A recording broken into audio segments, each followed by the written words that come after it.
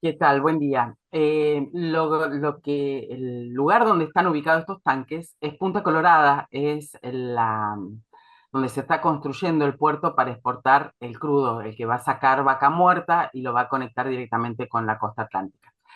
Eh, en realidad, en esto, bueno, esto confirma, está bueno el viento patagónico hace esto, ¿no? Nos reacomoda las ideas y nos hace volver a mirar algunas cosas y tal vez deja visible cosas que se ocultaban.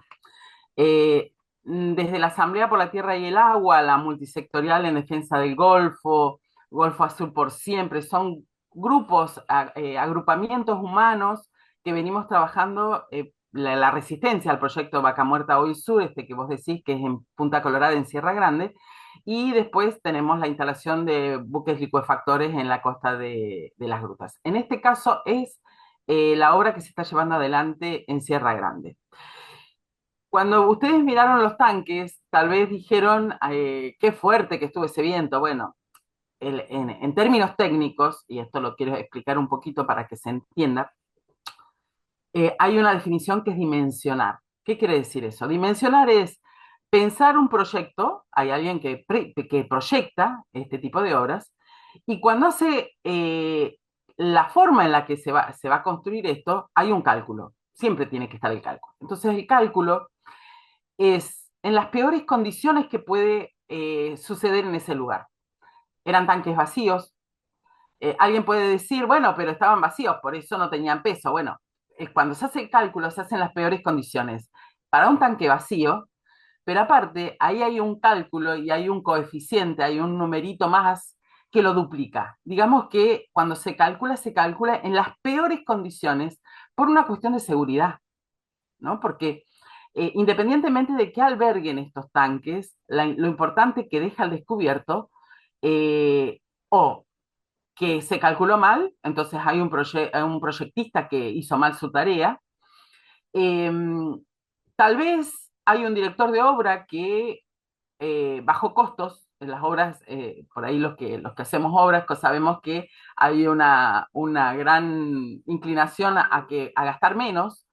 Cuando uno gasta menos, corre riesgo de poner materiales de mala calidad y las consecuencias son las resistencias de esos materiales. Entonces, cualquiera de las dos cosas pueden haber pasado. O que se proyectó mal, que se calculó mal, o que alguien, no sé, subió, infló costos y los paga al precio caro, pero son de mala calidad los materiales que se están poniendo. Pero ahí hay responsabilidades y eso ahí es donde tenemos que detenernos a pensar. Las responsabilidades en este caso, es de un proyecto que todavía no está en ejecución. ¿Qué hubiera pasado si ese proyecto está en ejecución? ¿Qué va a pasar con el resto del proyecto? ¿Está bien calculado? ¿Los materiales se están abaratando costos de obra? Todo el tiempo cuando fuimos a las audiencias públicas, pues cuando pusimos en tensión también el estudio de impacto ambiental, al toque nos decían, bueno, pero van a haber comisiones de seguimiento. Bueno, ¿dónde están las comisiones de seguimiento? Porque esto no tendría que haber pasado. Si esto se hubiera controlado, ya sea en la etapa de cálculo, en la etapa de administración de obra, tiene que haber alguien, un técnico de la empresa que es el responsable y ese técnico de la empresa tiene que estar siendo controlado por los organismos que tienen que resguardarnos en cuestiones ambientales en la provincia. Entonces, ante eso hay un bache tan grande que nos alertó de una manera, por eso digo, el viento vino a despejar una imagen que nosotros suponíamos que iba a pasar, no pensamos que iba a ser tan grosero. Entonces, de ninguna manera, esto es una responsabilidad del viento, esto no es así, esto es una gran mentira. Eh, y esto nos demuestra nuevamente que no están dadas las condiciones para este proyecto ni ningún proyecto, porque no hay quien se haga cargo de estas responsabilidades. Acá es como la gran noticia, ¿no? Si pasó esta situación ya hace más de una semana, no se escuchó más, no se dijo más nada. Sí apareció la intendenta de Sierra Grande hablando de una obra que habían hecho en la que habían escrito, de hormigón, no habían escrito nombres, habían afeado la obra, la tenía que volver a hacer, qué sé yo. Esa es la preocupación de la intendenta. La intendenta lo primero que tendría que haber salido a dar explicaciones es de esto, ¿qué está pasando con esto?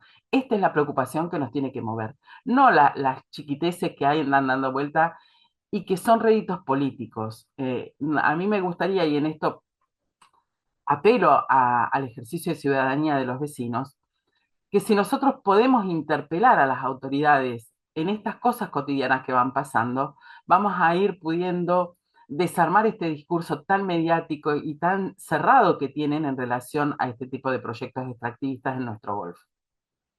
¿Qué te parece esta, digamos, esta situación si hubiera habido, o hubieran estado cargados los tanques, o si hubiese producido un defecto en el proceso de carga, en la afectación del Golfo? Esto ya pone en alerta realmente. Todas las prevenciones que había se ponen en consideración porque de entrada nomás ya se producen este tipo de problemas, ¿no? Bueno, viste que vos usaste el término accidente. En cuestiones Mm. técnicas, el accidente se puede prever. Para eso está el cálculo, para eso está el control, para eso se hace. Este accidente se podía prever y se debía prever. Lo que nos deja al descubierto primero es que no está la intención de realmente cuidar el Golfo. Y eso es lo que más nos preocupa y nos va a preocupar toda la vida, porque el otro día hablábamos, ¿no? Y decíamos, ¿cómo no quedarnos en la desesperanza con todo esto? Porque en realidad nos están convirtiendo en un territorio de sacrificio. Hoy el Golfo San Matías peligra de todos lados, por el oleoducto, por el buque licuefactor, por todas las porquerías que nos quieren poner en el Golfo, cuando era un Golfo totalmente sano, totalmente limpio. El otro día, Martín Álvarez Muyachi, que es un cumpa del Observatorio Petrolero Sur, decía, el Golfo San Matías eh, va a terminar siendo lo que es el Golfo en Estados Unidos, ¿no? Entonces, miremos lo que pasa en otros territorios, miremos las consecuencias irreversibles que tiene. Yo creo que si esto en producción, cualquier tanque que contenga, porque no van a ser los únicos tanques construidos, hay más espacios de depósito, de almacenamiento que tienen que estar siendo construidos ahora. eh, si no se toman los recaudos, los accidentes van a pasar.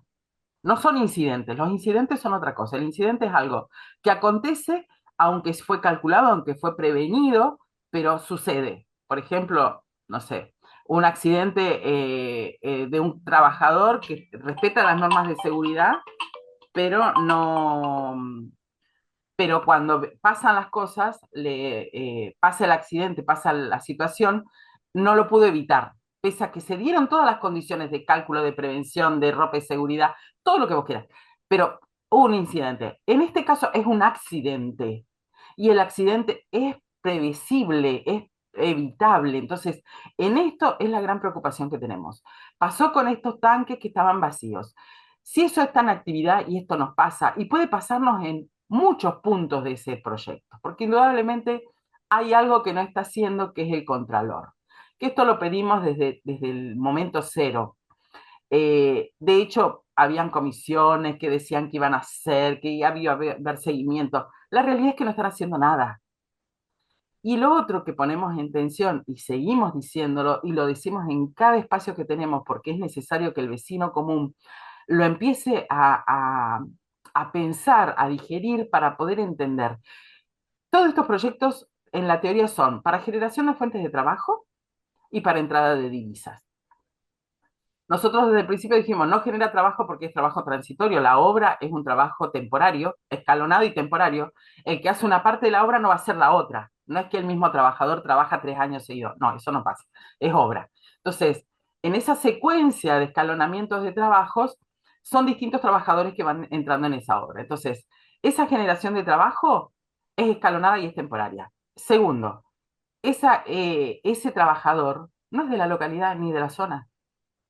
Nosotros tenemos Eso se dio mínimas así, personas trabajando en la eso se dio localidad, de así, la localidad. fue, Sí. fue así.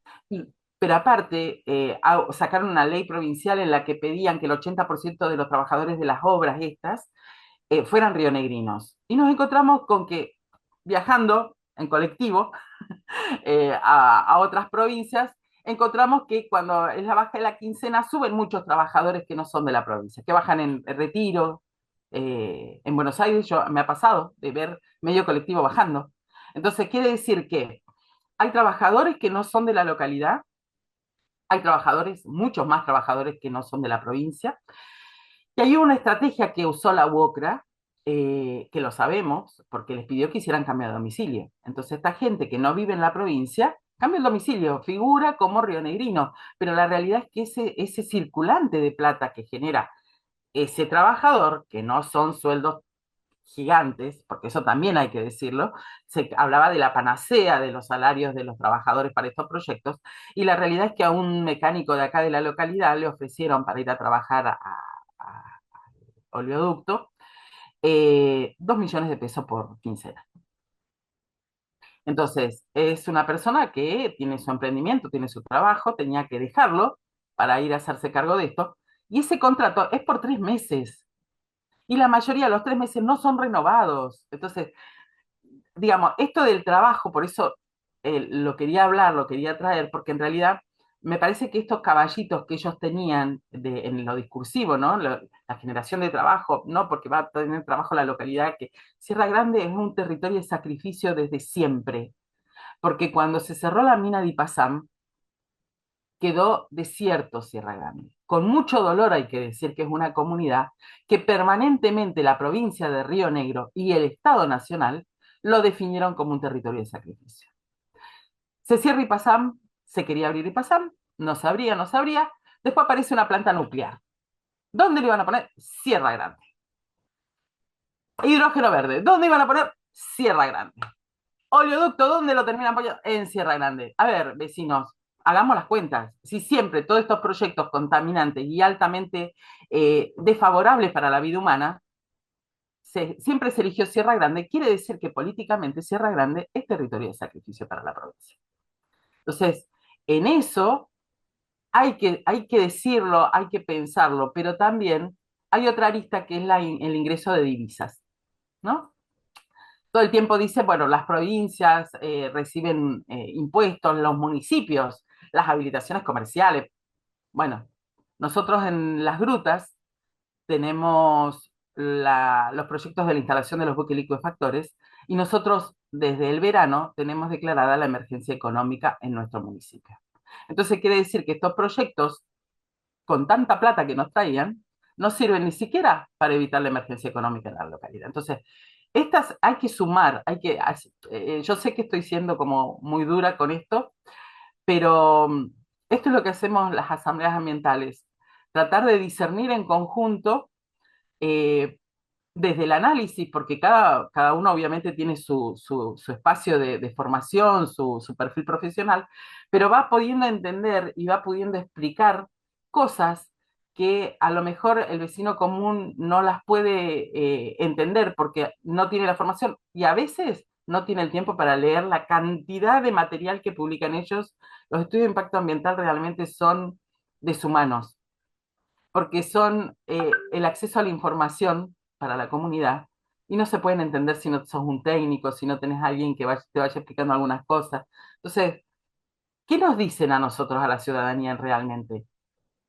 Nos venden pinturitas, espejitos de colores, nosotros nos los creemos porque obviamente la gente necesita laburar, necesita mejorar las condiciones de vida. Estamos en un momento histórico terrible para la Argentina. Yo tengo 60 años, creo que nunca en mi vida pasé lo que estoy pasando hoy y no encontrando lugares por donde transitar. Siempre que estuvieron las crisis económicas, porque hubieron otras, siempre teníamos como la posibilidad de encontrar la esperanza, de decir, bueno, es por acá, a lo mejor por acá podemos. Y hoy nos encontramos con que el por acá podemos no es muy difuso, no lo tenemos claro. Entonces, la gran preocupación es qué pasa con estos proyectos realmente.